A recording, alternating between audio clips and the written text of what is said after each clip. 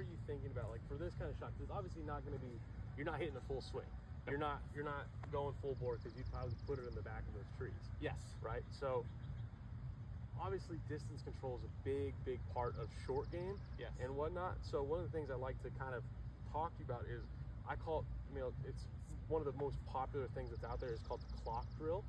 So if you take your hands in the club head, for example, and let's say your head is going to be 12 o'clock on on, like, pretend like you're a dial, right? Yeah. Head's 12, feet are 6. Yep.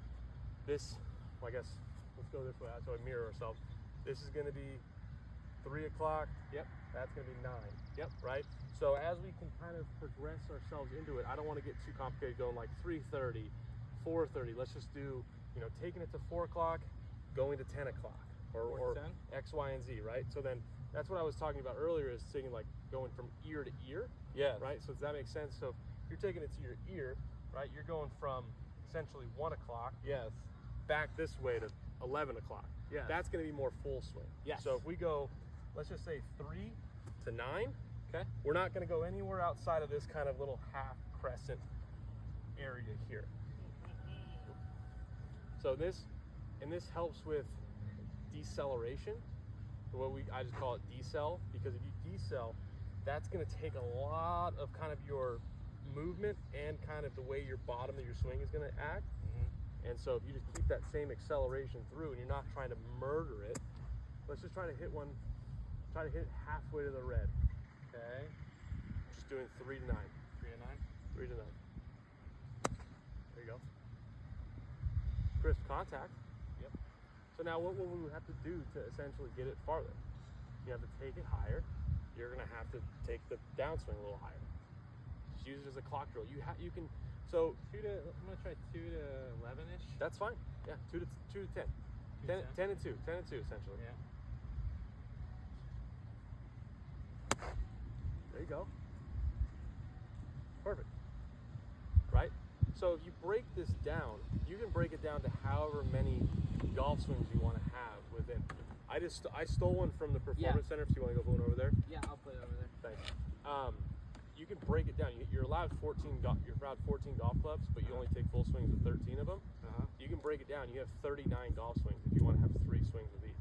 Right. Or you can break it down even farther, but that's up to you. But I like the clock drill for short game, especially with our wedges, just because because distance control is huge, right? If you're having a shot where, let's say, the pin on that little fake green here is right on the top, how are you going to try to land it within a 5-yard circle in a 5-yard radius, right? You're going to have to do a lot of feel, and you're going to have to use your rangefinder, and then you're going to have to, like, this area of the golf course is so important. 100 yards and in, that's where, like, I think it's 60 to 65% of your shots come from. Not only just putting, but also just chipping around the greens, your approach shots and whatnot. Like 16, this hole here. How are you going to get it over the water? You're going to have what I've been doing, going left and then putting up, or what? Literally aiming left. Okay. So what if we didn't have to do that, right? What if we just did the clock drill? Yeah, because I've been crushing it, and usually my drives are around here. Yeah. And then I just aim left. Yeah. So let's just, take the clock drill. We can take different golf clubs, right? This is my 60. So if I do my clock drill, right, if I just take it from, this is 6, I'm taking it to 5, to 7, right? That's just going to be for a small swing, probably right that I'm using for that area. But if I wanted to get a little bit more, if I'm going 4 to whatever, I'm trying to think of a clock at the top of my head. So just being able to do that and translate it to distances, and you have to really, really dial it in. So dialing in those yardages, like, okay, so let's hit a shot from 3 to 9 again. And then where was your rangefinder at?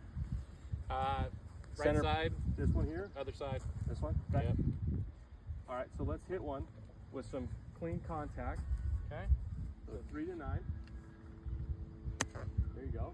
Okay, so that's your 52. Yep. How would you rate the contact from 1 to 10? Is that about a 7? Yeah, I would say probably 7. Okay. 6, 7, somewhere in there. So that went 40 yards total. So Right. the flag is 60. So obviously, if that was 70% contact, that was kind of what you want to rate it at, right? So 7 out of 10, not the best, but not the worst. No. Right? That's gonna be your average. Yeah, that's not bad, but you obviously want 10 out of 10. So a 10 out of 10 might go about 45, 50. Yeah. So you can equate into that. It's going to go farther because you're hitting the center of the face. Right. So dialing in these yardages. So now let's go a little bit more. So let's go 10 to 2. 10 to 2. Yep.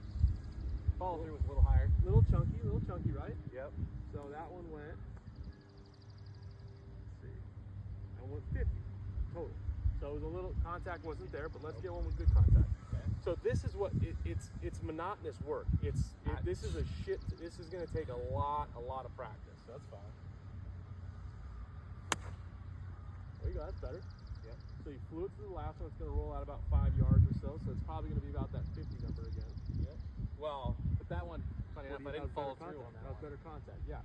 So what happens when we want to hit it farther? Got to take it back a little further. Right? No, yeah, but you can also accelerate too, right?